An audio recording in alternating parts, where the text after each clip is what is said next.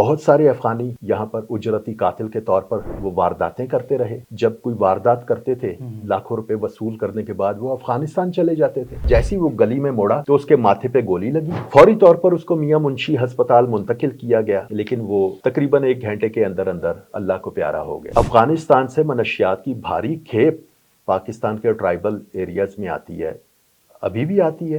2 منشیات فروش فریقین کے مابین فائرنگ کا تبادلہ ہوا ہے اور دونوں ہی افغان باشندے تھے. 2 مختلف جرائم پیشہ فریقین کی فائرنگ کی وجہ سے ان کا بیٹا چلا گیا، اس کا کون جواب دہ ہے؟ افغانی پناہ گزینوں کو واپس اپنے وطن بھیجنے کا جو سلسلہ ہے وہ شروع کر دیا گیا ہے. گزشتہ روز پاکستان سے تقریباً 8,000 کے قریب جو افغانی تھے جن کو ڈھونڈ کر گرفتار کر کے جو کہ دوبارہ واپس افغانستان بھجوایا گیا ہے. یہ سارے معاملات کیا ہیں اور کیوں بھجوایا جا رہا ہے، یہ کتنا ضروری ہے، ساری تفصیلات آج اس ویڈیو میں جانیں گے. میں ہوں آپ کا میزبان طلحہ اشرف اور آج میرے ہمراہ اسرار خان صاحب موجود ہیں جو صحافت کی دنیا میں کافی اچھا نام بھی رکھتے ہیں، سینئر صحافی ہیں، کرائم رپورٹنگ میں بھی سینئر ہیں اور کافی سارے اس طرح کے کیسز بھی دیکھ چکے ہیں. خان صاحب کیسے ہیں؟ ٹھیک ہیں جی، شکر اللہ کا. طلحہ بھائی آپ سنائیں؟ ٹھیک ہے، اللہ کا شکر ہے. اچھا خان صاحب یہ بتائیے گا کہ آپ کے سامنے ہیں سارے معاملات. آج بھی گزشتہ روز 8,000 پاکستان سے جو افغانی تھے انہیں واپس بھیجا گیا ہے. جو پناہ گزیر ہیں ان کی نیشنلٹی کے حوالے سے کیا قوانین موجود ہیں اور وہ کیسے دیکھے جاتے ہیں؟ طلحہ بھائی سب سے پہلے تو میں حضرت علی کرم اللہ وجہ کا ایک قول آپ کو یاد دلاؤں گا کہ جس پر احسان کرو اس کے شر سے بچو. 80 کی دہائی میں جب سوویت یونین افغانستان میں داخل ہوا تو لاکھوں کی تعداد میں افغان مہاجرین پاکستان، ایران اور دیگر اسلامی ممالک میں پناہ لینے پر مجبور ہوئے اور پاکستان نے ہمیشہ بڑے بھائی کا کردار ادا کرتے ہوئے ان کو وارملی ویلکم کہا، ان کے رہنے سہنے کا بندوبست کیا، ان کے روزگار کا بندوبست کیا. لیکن انتہائی افسوس کے ساتھ کہنا پڑتا ہے کہ یہ لوگ انتہائی احسان فراموش نکلے. میں سب افغانوں کو برا نہیں کہتا، لیکن اچھے برے لوگ ہر جگہ پر، ہر قوم میں، ہر ذات میں، ہر نسل میں بالکل ایسے ہی. ہوتے اچھا ہیں. مجھے یہ بتائیے گا کہ ان کی فطرت عام طور پر کیسے تصور کی جاتی ہے؟ افغانی جو ان کی فطرت کیسی ہے؟ زیادہ تر جو لوگ ہیں ان میں بے وفائی عام ہے، یعنی یہ وفادار کسی کے نہیں ہوتے، یہ صرف اپنے مفادات کے تابع ہوتے ہیں، یہ صرف اپنے مفادات کی حد تک ہی اگلے کے ساتھ تعلق رکھتے ہیں. پاکستان نے ان کے لیے جتنی قربانیاں دیں اور پاکستان نے جتنے مسائل ان کی وجہ سے برداشت کیے اتنے ان کے لیے کسی اپنے نے بھی نہیں کیے ہوں گے. آپ کو ان میں ایسے لوگ ملیں گے جو 6 وقت کے نمازی ہوں گے، یعنی تہجد بھی ادا کرتے ہوں گے، لیکن سود کا کاروبار بھی کرتے ہیں، منشیات فروشی بھی کرتے ہیں. ہاں یہ مجھے بتائیے گا کیونکہ آپ کرائم رپورٹنگ کر رہے ہیں اور بڑی دیر سے، آپ سے زیادہ مشکل سے کوئی بندہ ملے گا. مجھے یہ بتائیں کہ یہ کتنے جرائم پیشہ جو کام تھے ان میں ملوث رہے ہیں، جو آن ریکارڈ چیزیں ہیں یا جو آپ نے سنی ہیں، جو آپ کے پاس حقائق ہیں، اس کے مطابق بتائیے گا. جی، یہ مختلف شہروں میں اس کے اعداد و شمار مختلف ہیں. پشاور میں ان کی بہت بڑی تعداد آباد ہے، راولپنڈی میں ہے، لاہور میں ہے، گجرانوالہ میں ہے، فیصل آباد میں کافی آباد ہیں افغانی، اسی طرح کوئٹہ میں ہیں، ملتان میں کافی ہیں، کراچی میں بہت زیادہ ہیں. لاہور کے حوالے سے اگر میں بات کروں تو یہ لوگ انسانی سمگلنگ سے لے کر جسم فروشی کے دھندے تک ملوث رہے ہیں. اچھا، لاہور میں بہت سارے جرائم میں براہ راست یہ لوگ ملوث رہے ہیں، اس میں کوئی شک شبہ نہیں ہے. ابھی لاہور سے جب ان کے انخلاء کا سلسلہ شروع ہوا نگران دور حکومت میں، اس کے بعد جرائم کا گراف بھی آہستہ آہستہ نیچے آنے لگ گیا. ٹھیک ہے. ان کے لوگ براہ راست مختلف انڈر ورلڈ کے جو گینگز تھے ان کے ساتھ رابطے میں تھے، ان کے لیے اجرتی قاتل کے طور پر کام کرتے رہے، جنہیں عرف عام میں شوٹر کہا جاتا ہے. بہت سارے افغانی یہاں پر اجرتی قاتل کے طور پر وہ وارداتیں کرتے رہے. جب کوئی واردات کرتے تھے لاکھوں روپے وصول کرنے کے بعد وہ افغانستان چلے جاتے تھے، 4-6 مہینے وہاں پہ رہتے تھے، پھر واپس آ جاتے تھے. اچھا، اب چونکہ ان کا مکمل ریکارڈ دستیاب نہیں ہے پاکستانی حکام کے پاس، اور اس لیے یہ اس کا فائدہ بھی اٹھاتے رہے. اچھا، مجھے انسانی اسمگلنگ کے حوالے سے مجھے بتائیے کوئی واقعہ آپ نے آپ کے نظروں کے سامنے گزرا ہو؟ افغان مہاجرین میں بہت سارے ایسے گینگز ہیں باقاعدہ جو جرائم پیشہ عناصر کے ساتھ رابطے میں رہتے ہیں، اور وہ اس طرح کی کارروائیوں میں براہ راست ملوث رہے ہیں۔ وہ کرتے کیا تھے؟ انسانی سمگلنگ میں وہ اس طرح سے ملوث ہوتے تھے، جو نوجوان ان کو ملتا تھا اگر وہ باہر جانے کا خواہش مند ہوتا تھا لیکن اس کے پاس اتنے مالی وسائل نہیں ہوتے تھے، یا وہ سمجھتا تھا کہ وہ براہ راست نہیں جا سکتا یورپ، یہ اس کو کہتے تھے کہ بڑا لمبا پروسیجر ہے، تمہیں وہ جانے نہیں دیں گے، ہم تمہیں افغانستان کے راستے یا ایران کے راستے ٹھیک ہے بھجوائیں گے، اتنے پیسے لگیں گے۔ اور بہت سارے لوگوں کو انہوں نے لوٹا۔ اچھا، ایران کا بھی ان لوگوں نے بڑا استحصال کیا ہے۔ بات پھر وہی آ جاتی ہے کہ ایران نے بھی مشکل وقت میں ان کا ساتھ دیا۔ آج ایران کا سیستان صوبہ آپ دیکھ لیں، جہاں پہ جیسے ہمارے بلوچستان کا حال ہوا ہے، جی وہاں پر بھی وہی سلسلہ دہشت گردی ہو رہی ہے۔ ان دہشت گردی اور ان چیزوں کے پیچھے افغان بالکل، ایرانی حکام نے اس بات کا برملا کئی بار اظہار کیا کہ افغانی باشندے یہاں پر آ کے دہشت گردی کرتے ہیں۔ تو اب ان کی فطرت کے حوالے سے جو آپ نے سوال کیا ہے، یہ آپ خود سمجھ لیں کہ ان زیادہ تر لوگوں کا صرف اپنا مفاد ہوتا ہے، اور وہ مالی مفاد ان کے بہت زیادہ ہوتے ہیں۔ یہ بنیادی طور پر زیادہ اکثریتی تعداد میں جو افغانی ہیں یہ لالچی لوگ ہیں، ٹھیک ہے، یہ صرف اپنا مفاد دیکھتے ہیں۔ لاہور میں اجرتی قاتل کا جیسے میں نے پہلے آپ کو بتا دیا، ڈکیتی اور راہزنی کی وارداتوں میں یہ براہ راست ملوث رہے ہیں۔ ایسا کیوں ہے؟ یہ کیوں زیادہ ملوث رہتے ہیں؟ اچھا، بند روڈ سے ملحقہ جتنی آبادیاں ہیں، ٹی نمبر 2 ہے، ٹی نمبر 3 ہے، ٹی نمبر 4 ہے، ٹی نمبر 5 ہے، اکرم پارک ہے، رفائی آباد ایک علاقہ ہے، گندی بمبیاں ہیں، پھر امین پارک 1، امین پارک 2، اس طرح کے مختلف علاقے ہیں جو دریائے راوی کے کنارے پہ یہ چھوٹی چھوٹی آبادیاں بنی، جو دیکھتے ہی دیکھتے اب بڑے بڑے علاقے بن چکے ہیں۔ یہاں پہ افغانیوں کی ایک بڑی تعداد آباد ہے، آج بھی آباد ہیں وہ، کچھ ان میں جا چکے ہیں واپس افغانستان بحالت مجبوری، اپنی خوشی سے وہ نہیں گئے، کیونکہ میں وہاں پر 2-3 بار پروگرام کرنے گیا تو وہ یہی رونا دھونا کرتے رہے کہ جی ہمیں یہاں پہ رہنے کی اجازت دی جائے۔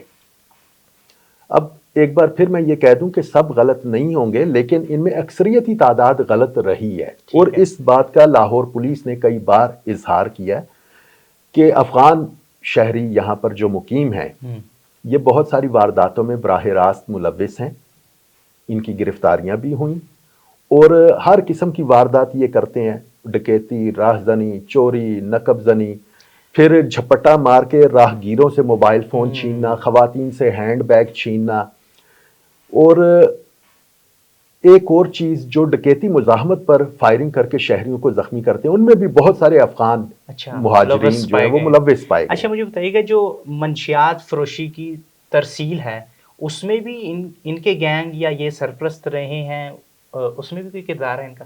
بالکل، ان کا براہ راست کردار ہے۔ افغانستان سے منشیات کی بھاری کھیپ پاکستان کے ٹرائبل ایریاز میں آتی ہے، ابھی بھی آتی ہے، کچھ یہاں پہ لوکل بھی بنتی ہے۔ اب کافی سختی ہونے کی وجہ سے، چونکہ اب پاک افواج کا فاٹا کے تمام ایریاز میں اپنی چیک پوسٹیں ہیں اور وہاں پہ کڑی نظر بھی رکھی جاتی ہے، اور اب چونکہ ڈرون سرویلنس ہوتی ہے اور جدید ٹیکنالوجی آ گئی ہے، اس لیے ان لوگوں کو زیادہ موقع نہیں ملتا لوکل لوگوں کو۔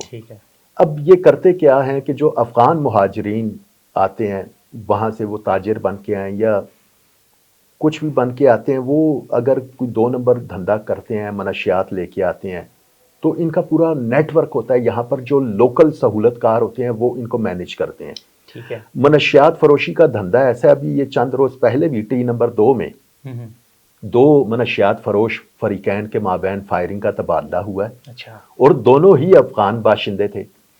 اب مسئلہ یہ ہے کہ یہ 2-3 روز پہلے کی میں نے آپ کو بات بتائی، آج سے 13-14 برس پہلے شفیق آباد تھانے میں ایک قتل کا مقدمہ درج ہوا تھا۔ اس میں ایک 8ویں جماعت کا طالب علم، تقریباً اس کی 13-14 برس عمر تھی، شہریار مقتول کا نام تھا۔ اس کے والد کا نام محمد اکرم اور والدہ کا نام انوشا۔ وہ باجی انوشا سے میری ملاقات اس وقت ہوئی جب وہ بچہ قتل ہوا۔ وہ قتل کیسے ہوا کہ 2 افغان فریقین آپس میں لڑے، دونوں جرائم پیشہ تھے، دونوں نے ایک دوسرے پر کراس فائرنگ کی۔ وہ شہریار گھر کا سودا سلف لینے کے لیے نکلا ہوا تھا. جب وہ گھر کی طرف آ رہا تھا, جیسی وہ گلی میں موڑا تو اس کے ماتھے پہ گولی لگی. فوری طور پر اس کو میاں منشی ہسپتال منتقل کیا گیا, لیکن وہ تقریباً 1 گھنٹے کے اندر اندر اللہ کو پیارا ہو گیا. جی سر پہ گولی لگی. باجی انوشا اکرم صاحب آج بھی میرے ساتھ رابطے میں ہیں. ان لوگوں نے بڑی مشکلات سہیں. ان افغان 2 مختلف جرائم پیشہ فریقین کی فائرنگ کی وجہ سے ان کا بیٹا چلا گیا, اس کا کون جواب دہ ہے؟ اوپر سے پھر جب ان لوگوں نے مقدمہ درج کروایا, اب جو اس مقدمے میں نامزد تھا وہ افغانستان فرار ہو گیا. میری اس کیس کے تفتیشی جو تھے اس وقت انسپیکٹر تھے, ان کا نام سید اسرار حسین تھا. ان سے ملاقات بھی ہوئی, ان سے میں نے خصوصی درخواست کی کہ یہ انوشا صاحبہ جو ہیں ہمارے دفتر آئی تھی اور میری منہ بولی بہن ہے, ٹھیک ہے, اور یہ ان کے ساتھ بڑا ظلم ہوا ہے, ان کو آپ انصاف ضرور دیں. انہوں نے مجھے یقین دہانی کرائی اور 3 سے 4 ماہ بعد ایک دن ان کی کال آئی اور انہوں نے وہ ملزمان جب افغانستان سے واپس آئے ہیومن انٹیلیجنس بیسڈ انفارمیشن پر انہوں نے وہ گرفتار کر لیے. وہی ملزمان جو مدعی فریق تھا, یعنی جو متاثرہ فریق تھا, وہ شہریار کے اہل خانہ کو دھمکیاں دیتے رہے ہیں. کسٹم گاڑیوں کے حوالے سے بھی مجھے بتائیے گا, کسٹم فری گاڑیاں وہ بھی ان کی پشت پناہی میں آتی ہیں؟ ہاں جی, یہ کوئی ایک دھندا نہیں کرتے, یہ ہر وہ دھندا کرتے ہیں جس میں ان کو پیسے زیادہ ملیں. ٹھیک ہے, نان کسٹم پیڈ گاڑیاں ہوں, چوری شدہ گاڑیاں ہوں. حتیٰ کہ لاہور اور باقی جو بڑے شہر ہیں وہاں پر آپ نے دیکھا ہوگا لوگوں کی قیمتی گاڑیاں اگر گھر کے باہر کھڑی ہوتی ہیں تو ان کے سائیڈ ویو مررز بھی چوری ہو جاتے ہیں, کیونکہ وہ مہنگے داموں بکتے ہیں. ان کے اندر موٹر لگی ہوتی ہے, کچھ وہ ایکسپینسو ہوتے ہیں, یہ لوگ وہ بھی چراتے ہیں. آپ نے اکثر دیکھا ہوگا لیٹ نائٹ افغانی سائیکل پہ وہ کوڑا وغیرہ اکٹھا کر رہے ہوتے ہیں.